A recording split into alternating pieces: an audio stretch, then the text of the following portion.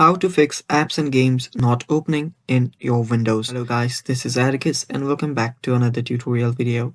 In today's video, I'll teach you guys how you can fix apps and games not opening in your Windows. So let us begin. First, you'll have to open up Task Manager. Just open Task Manager up and then go to Services. Now this is the Task Manager. Let us go to our Services. Here, Services. And after you're there, you will find something called Windows Update. So search for Windows Update. And now these are all arranged in our alphabetical orders. So you can just find Windows Update somewhere around here.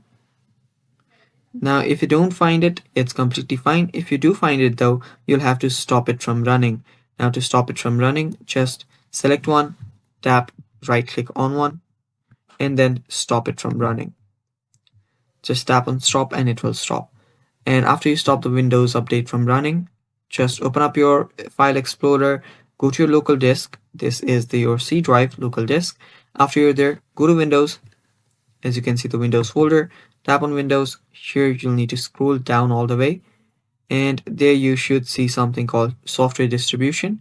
Now here you'll need to delete data store and downloads.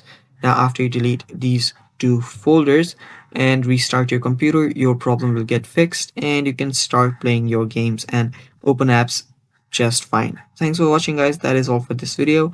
If you are not subscribed to App Hacks, just subscribe and bye bye.